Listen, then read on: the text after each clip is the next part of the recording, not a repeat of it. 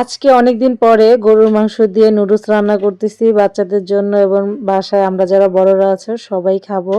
তো নুডলস রান্নাটা আমি বাসায় কিভাবে করি যে সবাই এত মজা করে খায়। আসসালামু আলাইকুম, সবাই কেমন আছেন? আশা করছি ভালো আছেন। তাওজিবা মায়া ইউটিউব চ্যানেলে সবাইকে স্বাগতম। আশা করছি আপনারাও ভালো আছেন।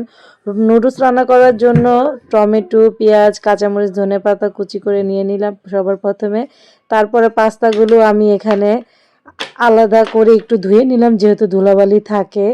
ধোয়ার পরে আমি পানি চুলার মধ্যে গরম বসিয়ে দিয়েছি, সেখানে আমি পাস্তাগুলো এখন দিয়ে দিব। তো গরম পানির মধ্যে দিয়ে কিছুক্ষণ বলক আসার পরে ম্যাগি নুডলস আছে ওইটা আমি পরে দেব, যেহেতু পাস্তা সিদ্ধ হতে 10-15 মিনিট সময় লাগে, তাই একটা ঢাকনা দিয়ে ঢেকে দিব। তারপর আমি সেই নুডলসগুলো এখানে দিয়ে দিব। তো সন্ধ্যার নাস্তা হিসেবে নুডলসটা কিন্তু অনেক বেশি আমার বাচ্চারা পছন্দ করে খেতে।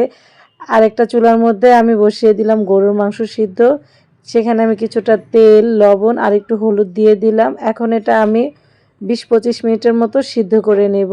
তো নুডলসটা ছেঁকে নিয়েছিলাম, ছেঁকে নেওয়ার পর ঠান্ডা পানি দিয়ে একটু ধুয়ে নিচ্ছি, যাতে করে রান্না করার সময় নুডলসটা ঝরঝরে থাকে। আর আমার কাছে পাস্তা দিয়ে নুডলস রান্না করলে খেতে অনেক বেশি মজা লাগে। এইদিকে কিছু মটরশুঁটি ছিল, সেই মটরশুঁটিগুলো গরুর মাংসের সাথে সিদ্ধ দিয়ে দিলাম ধুয়ে। মটরশুঁটি দিয়েও নুডলস রান্না করলেও কিন্তু ভালো লাগে।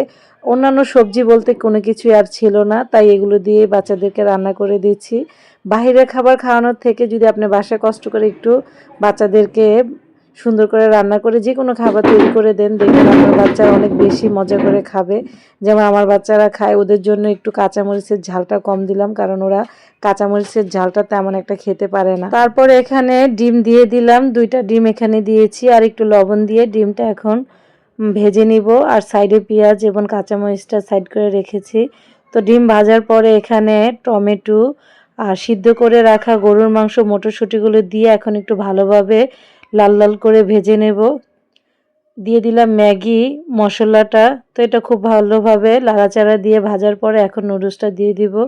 আর নুডলসটা কিন্তু ঝরঝরেই হয়েছে। সবগুলো নুডলস এখন আস্তে আস্তে এখানে ঢেলে দেব। কিছুটা দিয়ে কিছুটা লাড়া দিচ্ছিলাম মশলাটা মিক্স হওয়ার জন্য। একটু মজা করে রান্না করলে কিন্তু দেখবেন যে বাসার সবাই আপনার প্রশংসা করবে। আর এই রান্নাটা আপনাকে দিয়ে করবে, যেটা সবসময় আমার বাসায় করে। যে খাবারটা আমি অনেক ভালোভাবে রান্না করতে পারি, সেটাই আমাকে দিয়ে সবাই রান্না করায়। তো আমার নুডলস রান্না কিন্তু কমপ্লিট।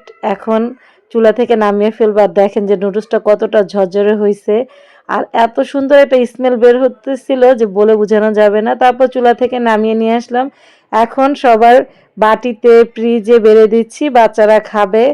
কখন থেকে আশায় বসে আছে নুডলস কখন হবে, তারপরে খাবে। তো নুডলস রান্নাটা কেমন হয়েছে অবশ্যই কমেন্ট বক্সে কমেন্ট করে জানাবেন। যদিও সবাইকে খাওয়াতে পারিনি, ইনভাইট রইল, একদিন সবাইকে বাসায় ইনভাইট করে মজার এই নুডলসটা খাওয়াবো। তো এই যে ফ্রিজের মধ্যে বেড়ে নিচ্ছি। রান্না করতেও ভালো লাগে, আবার বেড়ে বেড়ে সবাইকেও খাওয়াইতে ভালো লাগে। তো আজকের মতো এখানে বিদায় নিচ্ছি। আল্লাহ হাফেজ। সবাই ভালো থাকবেন, সুস্থ থাকবেন এবং আমাদের জন্য দোয়া করবেন। আর নতুন নতুন ভিডিও পেতে আমার ইউটিউব চ্যানেলটি সাবস্ক্রাইব করে আমার ইউটিউব চ্যানেলের সাথেই থাকবেন। আর হ্যাঁ, আমি কিন্তু নুডলস কাঁচামরিচ দিয়ে খাই, কারণ এখানে তো বাচ্চাদের জন্য ঝালটা একটু কম দিছি সেজন্য। তো দেখা হবে নেক্সট ভিডিওতে। আল্লাহ হাফেজ।